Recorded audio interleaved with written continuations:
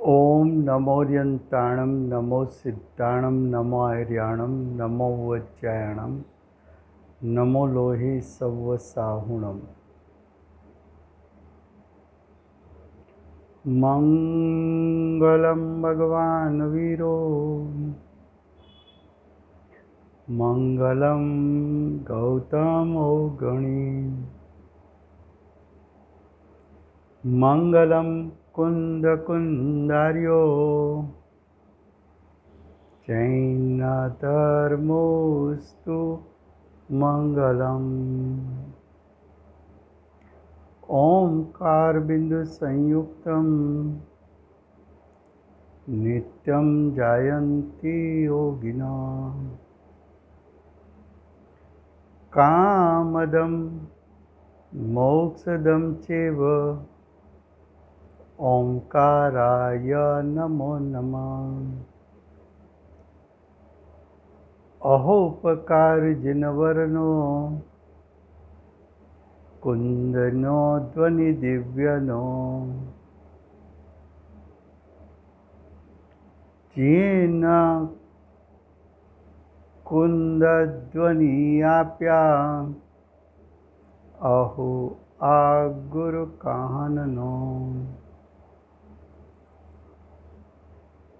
तुझ ज्ञान ध्यान नो रंग अमया दर्श रहो ओ शिव पद तक तुझ संग माता हाथ ग्रह।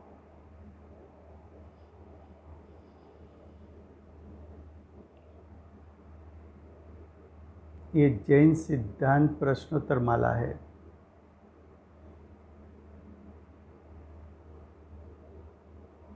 उसका 5वां अधिकार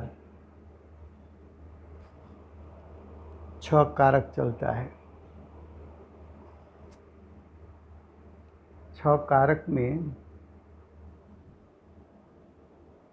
क्वेश्चन 372 372 आत्मा अपनी योग्यता से ही राग करता है, ऐसा मानने से तो विकार आत्मा का स्वभाव हो जाएगा। इसलिए रागादिक विकार को कर्मकृत मानना चाहिए। यह बात ठीक है, यह बात सही है, यह बात योग्य है। प्रश्न क्या किया कि अपना आत्मा स्वयं अपनी योग्यता से विकार यानी मोह राग द्वेष करता है, ऐसा अगर मानने में आया तो राग जीव का स्वभाव हो जाएगा। और राग जीव का स्वभाव है तो उसका तो कभी नाश नहीं होगा। तो अज्ञानी का संसार कायम हो जाएगा।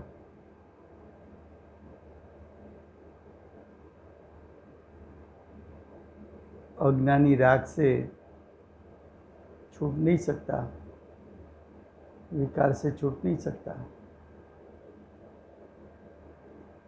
इसलिए रागादि विकार को, जीव के रागादि विकार को कर्मकृत यानी उसका कर्ता कर्म है, द्रव्य कर्म है, ऐसा मानना चाहिए। तो उसके उत्तर देने से पहले इतना सोच लो कि आत्मा और कर्म का उदय 2 भिन्न द्रव्य है। दोनों के बीच में अत्यंत अभाव है। अत्यंत अभाव होने के कारण एक द्रव्य दूसरे द्रव्य का कार्य नहीं कर सकता। दूसरी बात कि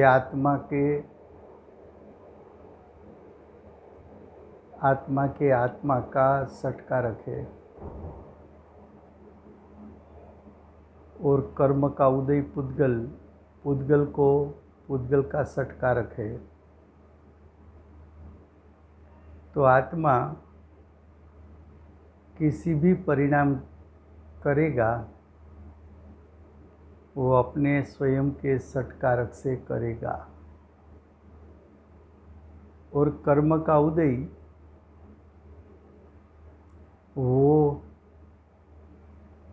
अपने सटकारक से परिणमित होगा।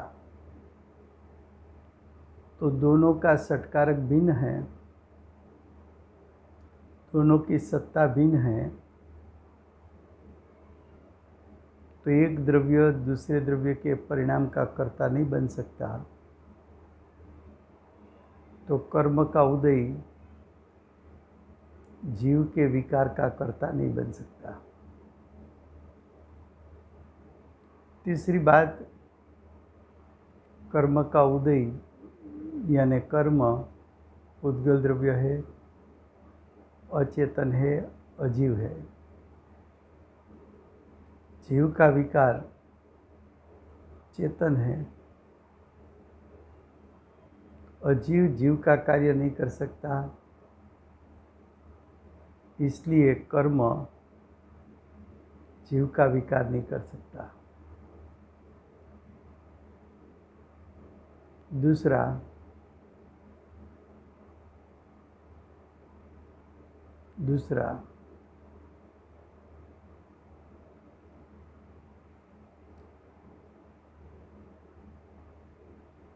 कर्म का उदय अचेतन है, जीव चेतन है। तो अचेतन कर्म का उदय चेतन जीव के परिणाम विकार रूप उसको नहीं कर सकता। अब यहाँ जो उत्तर दिया है वो पढ़ते हैं। विकार आत्मद्रव्य की त्रिकाल स्वभाव नहीं है। विकार क्या है? तो कि त्रिकाल स्वभाव नहीं है, लेकिन विकार एक समय की पर्याय की योग्यता है।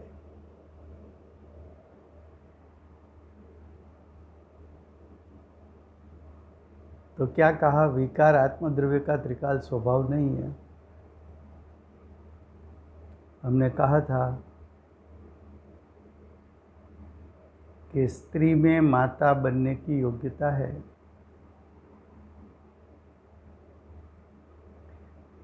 लेकिन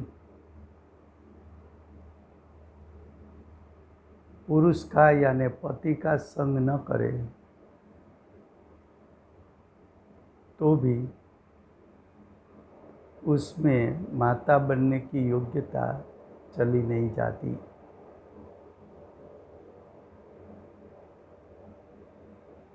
देखो, विकार आत्मद्रव्य का त्रिकाली स्वभाव नहीं है।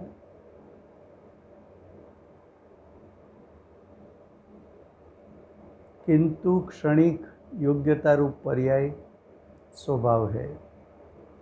जैसा पानी स्वभाव से शीतल है, लेकिन अग्नि का संग करे तो पानी के परिणाम में ऐसी योग्यता है कि उष्ण बन सके। उसी प्रकार आत्मा स्वभाव से शुद्ध है, लेकिन कर्म का संग करे तो पर्याय में क्षणिक एक समय के लिए विकार उत्पन्न हो सके ऐसी पर्याय की योग्यता है। अब आगे वर्तमान पर्याय में स्व को छोड़कर परद्रव्य का अवलंबन किया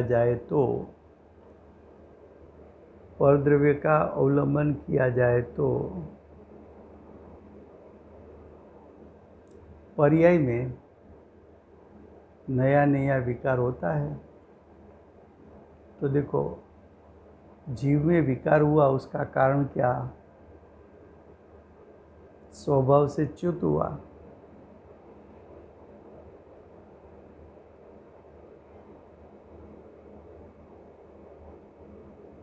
च्युत होने से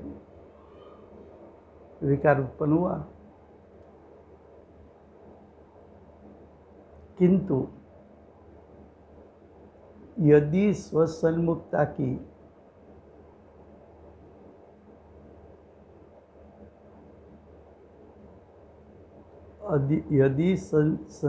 स्वसन्मुखता की जाए तो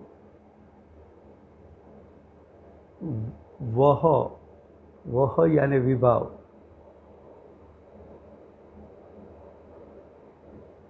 दूर हो सकता है।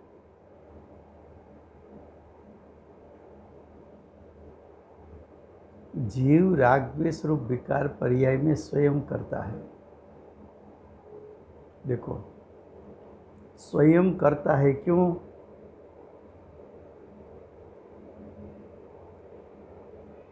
तो कि जीव में सट कारक है, तो जीव अपने स्वयं के सटकारक से विकार रूप होता है। इसलिए अशुद्ध निश्चय नहीं है,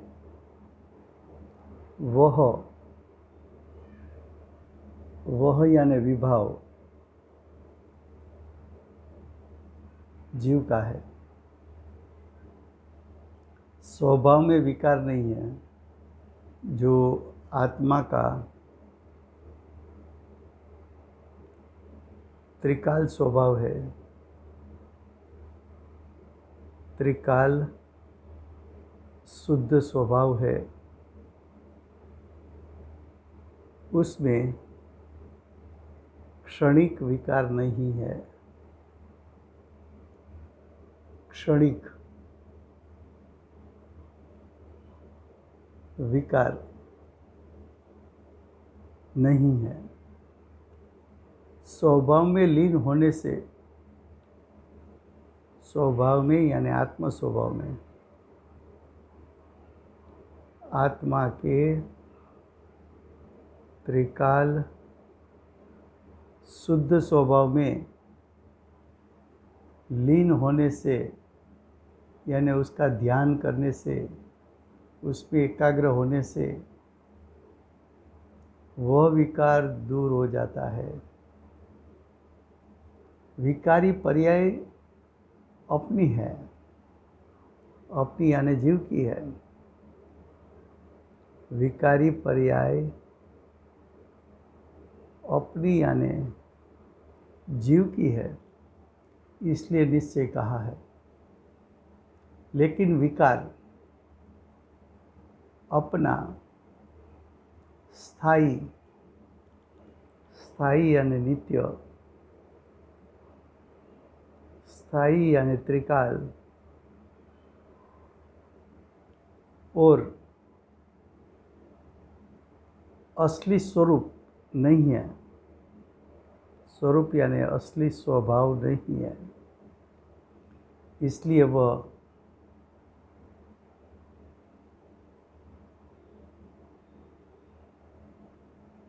अशुद्ध है। तो अशुद्ध निश्चय नहीं से विकार जीवकृत है। विकार विभाव जीवकृत है। अब क्वेश्चन 373, कभी कभी जीव पे जड़ कर्म यानी द्रव्य कर्म जोर बढ़ जाता है और कभी कभी जड़ कर्म पे जीव का जोर बढ़ जाता है। यह बात योग्य है? उसका उत्तर नहीं। यह मान्यता यथार्थ नहीं है, क्योंकि जीव और जड़ कर्म यह दो त्रिकाल भिन्न भिन्न पदार्थ है।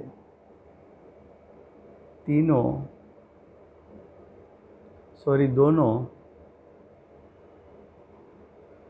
भिन्न भिन्न स्वरूप अस्तित्व है, यानी दोनों भिन्न भिन्न पदार्थ है। उनका परस्पर अत्यंत अभाव है। उनका का अर्थ है जीव और जड़ कर्म परस्पर अत्यंत अभाव है। अत्यंत अभाव क्यों कहा? कि दोनों का द्रव्य, क्षेत्र, काल, भाव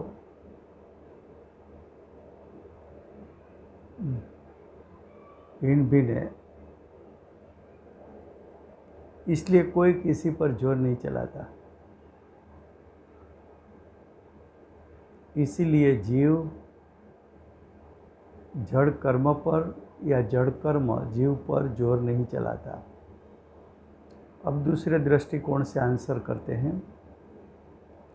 जीव जब विपरीत पुरुषार्थ करे तब वह अपनी विपरीत वृत्ति को कर्म में युक्त करता है। युक्त करता है यानी जुड़ता है।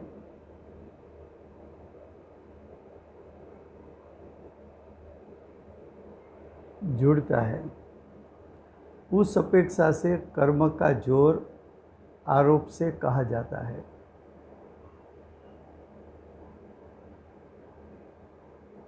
और जब जीव अपने योग्य स्वभाव से सावधान होकर यथार्थ पुरुषार्थ करता है, तब वह यानी जीव अपना बल अपने में बढ़ाता हुआ कर्म की ओर को वृत्ति क्रमशः छोड़ जाता है। तो क्या है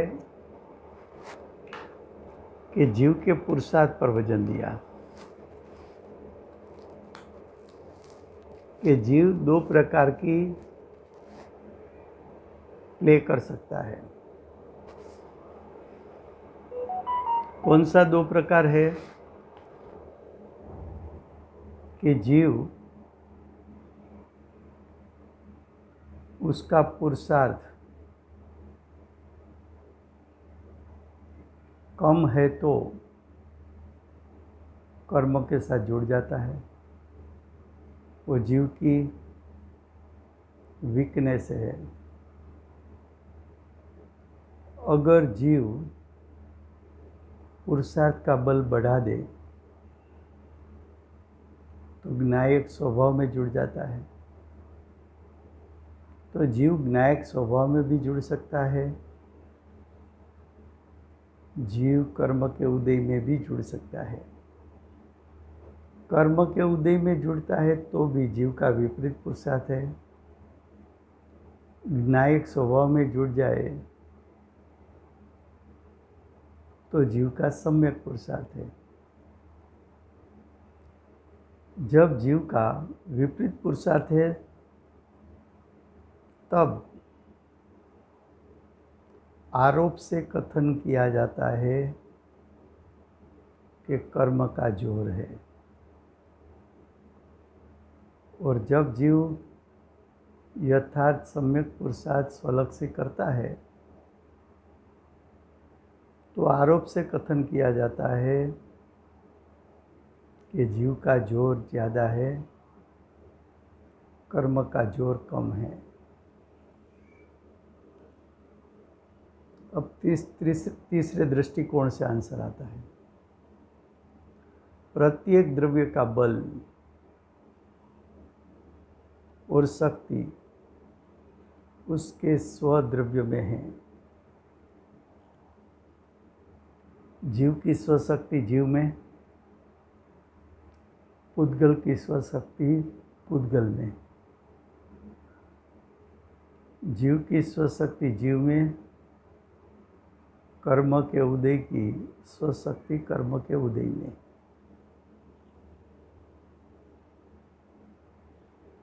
लेकिन जीव की शक्ति कर्म में नहीं है, कर्म की स्वशक्ति जीव में नहीं है। इसलिए कर्म जीव को कभी भी अधीन नहीं कर सकता। उसका अर्थ ये कि कर्म का जोर जीव पर नहीं चलता, जीव का जोर कर्म पर नहीं चलता।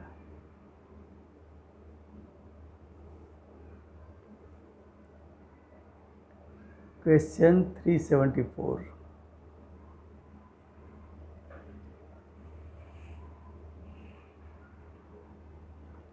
इंद्रियों के विषय 374। इंद्रियों के विषय भी आत्मा को सुख दुख नहीं दे सकते। उसका कारण क्या? तो देखो, इंद्रिय का विषय तो स्पर्श रस गंध वर्ण है।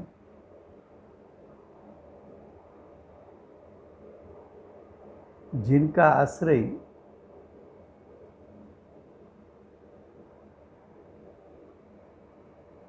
ये तो परद्रव्य का आश्रय जीव नहीं कर सकता। देखिए उत्तर क्या है। स्पर्शादिक इंद्रियां जिनका आश्रय करती है, ऐसे इष्ट विषयों को प्राप्त करके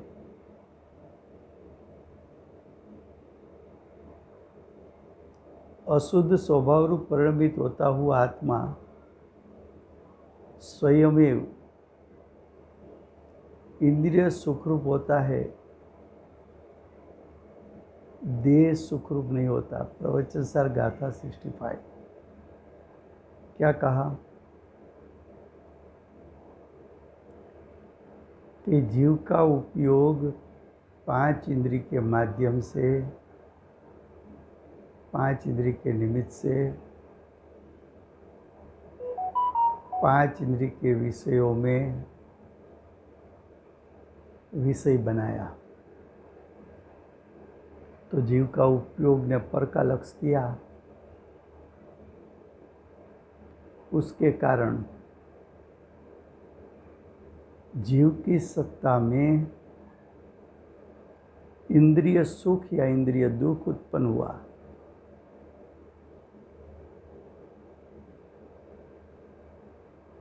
तो इंद्रिय सुख या इंद्रिय दुख उसका वेदन इंद्रियों को नहीं है, शरीर को नहीं है। इंद्रिय सुख दुख का वेदन जीव की सत्ता में होता है, वो जीव का परिणाम है।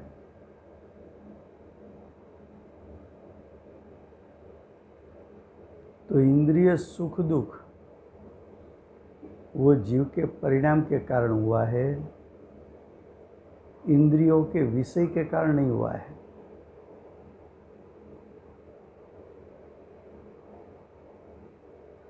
इंद्रिय के विषय तो अपने अपने में है। मानो कि आपने स्नान किया बहुत धूप थी, शीतल पानी से स्नान किया, आपको संतोष लगा, लेकिन वो संतोष रूप भाव जीव की सत्ता में उत्पन्न हुआ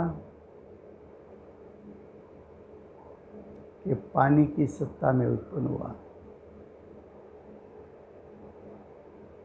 पानी का तो स्वभाव शीतल है,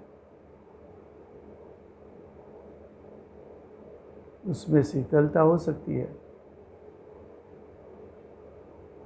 लेकिन शांति सुख, इंद्रिय शांति, इंद्रिय सुख, वो तो जीव की सत्ता में हुआ है। उसका कर्ता तो जीव है, उसका भोगवटा जीव को है, वो जीव के सटकारक से हुआ है। पानी की शीतल रूप पर्याय वो पानी के सटकारक के कारण हुई है। इसलिए इंद्रियों के विषय भी आत्मा के सुख और दुख नहीं है। अब दूसरे दृष्टिकोण से वो प्रवचन सार गाथा 66, शरीर सुख दुख नहीं करता। शरीर को जलाया जाए मरण के बाद तो वहाँ सुख या दुख का वेदन नहीं है, तो शरीर सुख दुख नहीं करता। देव का उत्तम वैक्रियक शरीर सुख का कारण नहीं है, या नारकी का शरीर दुख का कारण नहीं है। मनुष्य का शरीर स्वस्थ है वो भी सुख का कारण नहीं है, और रोग आया तो वो भी दुख का कारण नहीं है। आत्मा स्वयं ही शरीर में इष्ट अनिष्ट बुद्धि करता है।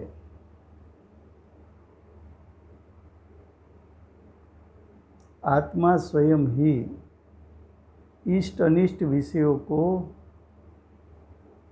वश होकर सुख या दुख की कल्पना करता है पर में।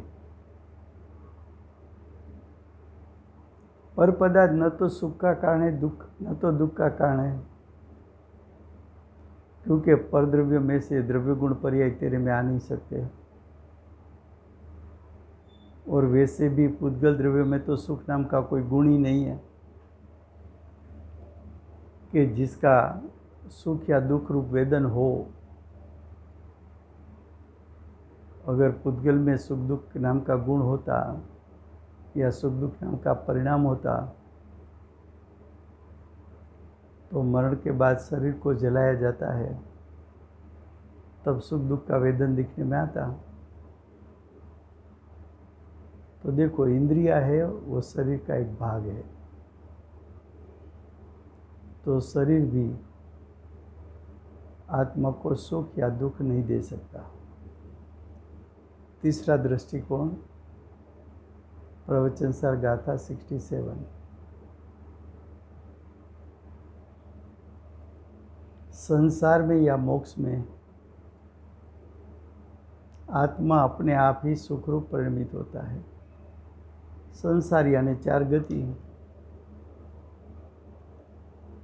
संसार यानी चार गति, चार गति में सुख या दुख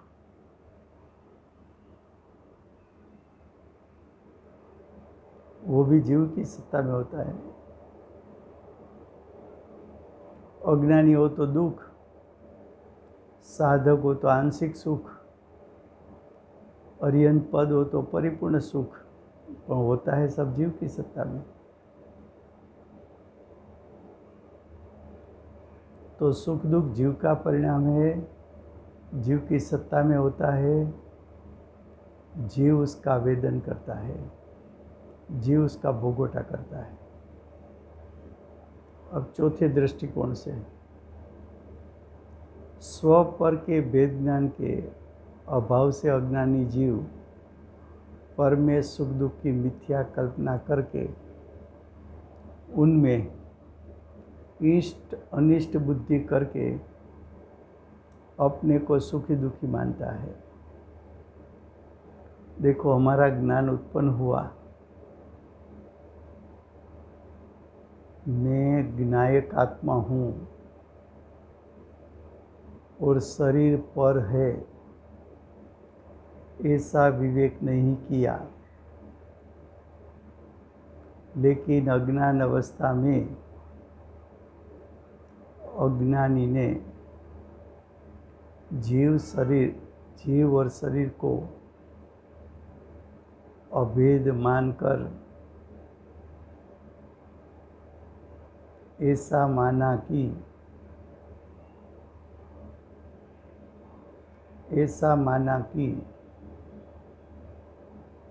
मैं मनुष्य हूँ। तो मनुष्यपना में इष्ट अनिष्ट बुद्धि करके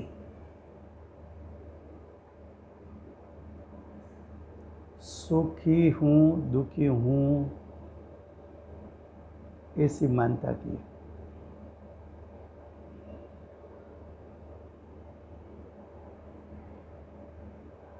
तो ये विपरीत मान्यता हुई, मिथ्या तो हुआ। तो जीव दुखी हुआ उसकी विपरीत मान्यता के कारण, अज्ञान के कारण। अब पांचवा दृष्टिकोण मोक्ष मार्ग प्रकाशक के आधार पर, इस प्रकार पदार्थों में तो इष्ट अनिष्टता है नहीं। देखो, तीर्थंकर परमात्मा विश्व के सभी पदार्थ को जानते हैं, उसको कोई भी पदार्थ इष्ट या अनिष्ट नहीं लगा।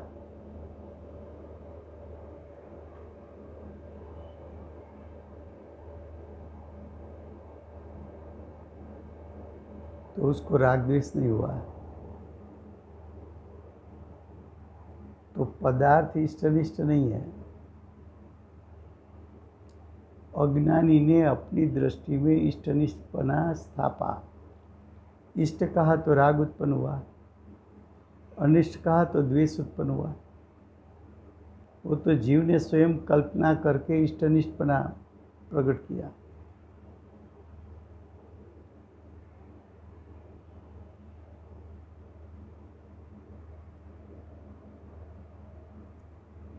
यह जीव स्वयं ही कल्पना करके उसे इष्ट अनिष्ट रूप मानता है, लेकिन ये कल्पना मिथ्या है। प्रश्न 375, क्या निमित्त के बल से या प्रेरणा से कार्य होता है?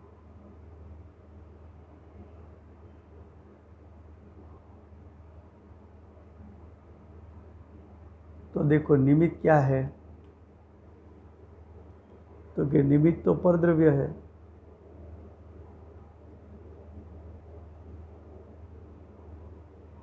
क्या कहा क्वेश्चन 375 में? क्या निमित्त के बल से यानी परद्रव्य के बल से या परद्रव्य की प्रेरणा से कार्य होता है?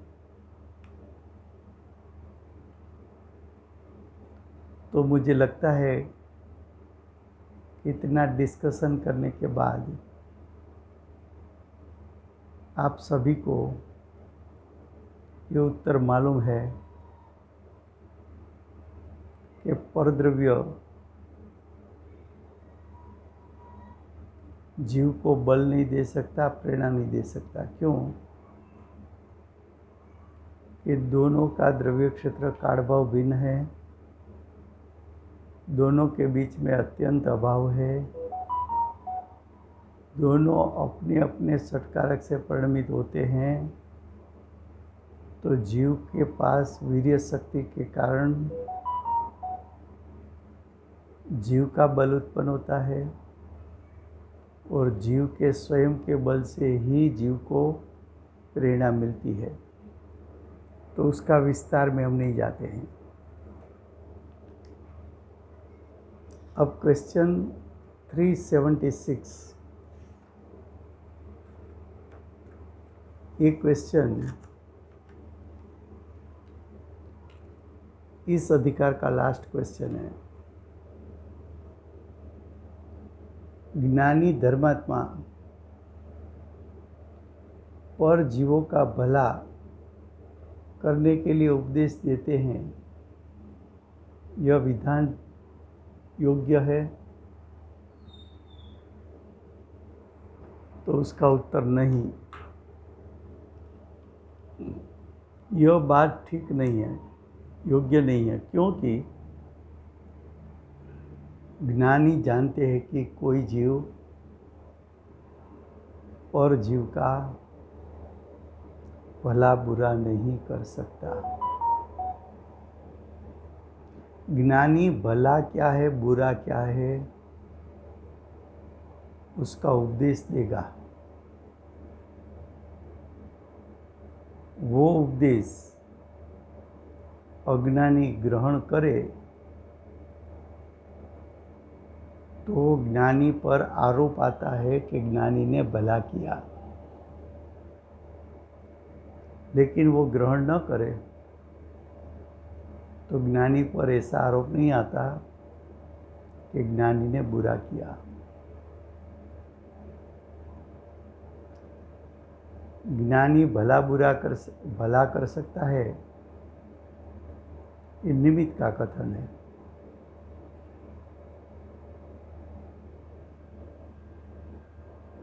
अब आगे,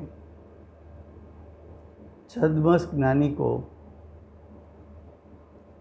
अपनी निर्बलता के कारण, ज्ञानी की निर्बलता किसको कही? तो कि ज्ञानी का प्रथम कार्य है अपने ज्ञायक स्वभाव में लीनता रखे, लेकिन इतना पुरुषार्थ नहीं चला कि शादी अनंत काल के लिए स्थिर हो जाए। तो ज्ञानी विकल्प में आते हैं।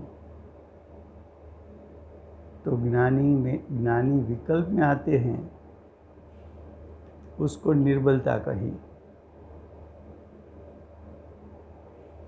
तो छद्मस ज्ञानी अपनी निर्बलता के कारण, यानी अपने विकल्प के कारण उपदेश देने का विकल्प उठता है, और वाणी के कारण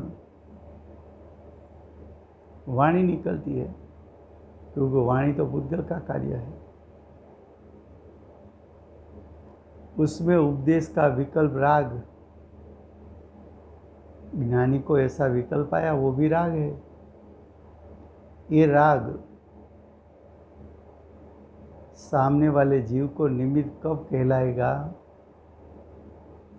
कि ज्ञानी के उपदेश अनुसार जीव सम्यक दर्शन ज्ञान चारित्र को प्रकट करे तो ज्ञानी निमित्त कहलाएगा। ज्ञानी राग और वाणी का स्वामी नहीं है। ज्ञानी राग का स्वामी क्यों नहीं है? कि ज्ञानी की सत्ता में जो राग उत्पन्न हुआ, वो राग हे बुद्धि से आया, हे बुद्धि से हुआ, इसलिए ज्ञानी उसका कर्ता नहीं है, स्वामी नहीं है। उसका अर्थ है कर्ता नहीं है। किंतु राग और वाणी का व्यवहार से ज्ञानी उसकी सत्ता में जो राग हुआ उसको भी जानते हैं,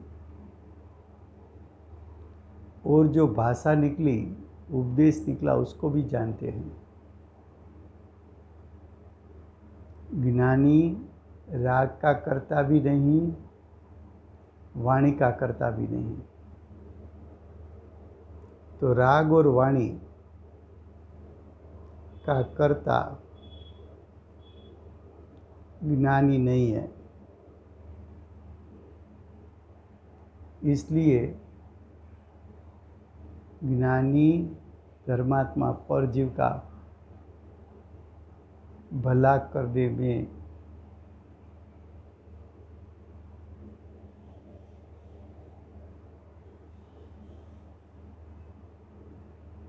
भला कर सकते हैं, ये विधान योग्य नहीं है। अब आगे क्वेश्चन 377।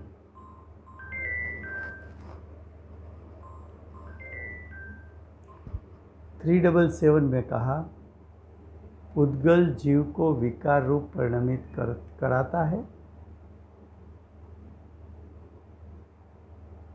यह बात ठीक है? ये बात भी काफ़ी बार आ गई है तो कि नहीं, ऐसा तो कभी नहीं होता, क्योंकि एक द्रव्य दूसरे द्रव्य के परिणाम का कर्ता नहीं होता। तो पुद्गल जीव को विकार करा नहीं सकता। आत्मावलोकन पृष्ठ 46 का रेफरेंस दिया है। अब आत्मावलोकन पृष्ठ 74। कोई द्रव्य किसी द्रव्य की परिणमित नहीं करता, क्योंकि कोई द्रव्य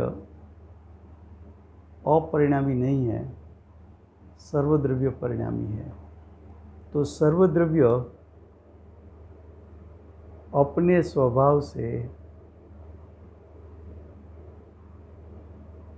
परिणामी है, इसलिए दूसरे द्रव्य को परिणमित करने की जरूरत नहीं है। अब लास्ट क्वेश्चन 378। कोई ऐसा जानो कि चिद विकार रूप, चिद विकार यानी चैतन्य का विकार, यानी जीव में उत्पन्न होता हुआ विकार, चिद विकार रूप तो जीव परिणमित होता है, किंतु ऐसा होने से पुद्गल स्वयं निमित्त करता है, अर्थात यह जीव विकार रूप परिणमित हो उसके लिए पुद्गल स्वयं निमित्त करता होकर वर्तता है, यह योग्य है? तो क्या उसका उत्तर है नहीं। ऐसा तो कभी नहीं हो सकता, क्योंकि यदि पुद्गल व चेद विकार होने में जानबूझकर स्वयं कर्म निमित्त रूप हो तो वो ज्ञानवंत हुआ, वो तो अनर्थ उत्पन्न हुआ। तो जो अचेतन था वह चेतन हो गया, यह एक दूषण है, ये एक दोष है। एक दूसरी बात है उसमें कि 6 द्रव्यों में सिर्फ 4 द्रव्य निमित्त स्वभावी है, और जो द्रव्य निमित्त स्वभावी नहीं है तो जीव के प्रति समय का सभी परिणामों में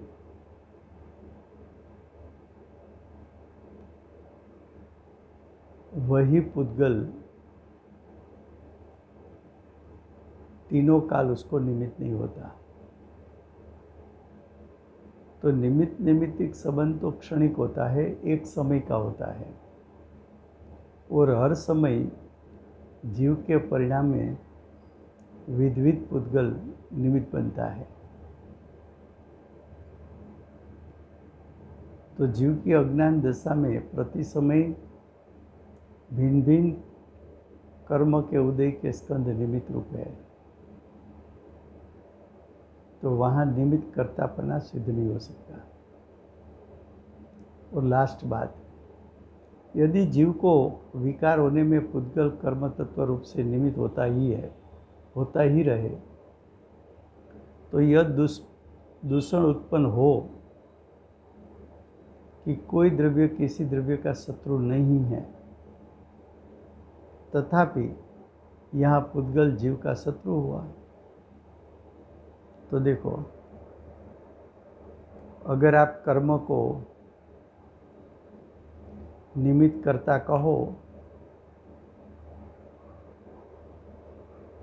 तो ये दोष उत्पन्न हुआ है। कोई द्रव्य किसी द्रव्य का स्वभावघात नहीं कर सकता। अगर ऐसा मानो तो पुद्गल जीव का शत्रु हो गया। 6 द्रव्य में कोई किसी का शत्रु नहीं है। तो यहाँ षट कारक प्रकरण पूरा होता है। अगला प्रकरण है उपादान निमित्त या निमित्त नैमित्तिक संबंध का अधिकार है। वो अगले स्वाध्याय से शुरू हुआ। आज समय हो गया है, 2 मिनट ज़्यादा हुई है। दिव्य ध्वनि के दातार श्री सिमंदर भगवान की जय हो। चलते फिरते सिद्ध समान श्री कुंकुंदाचार्य देव की जय हो। सन्मार्ग बोधक परम कृपाणु श्री सद्गुरुदेव की जय हो।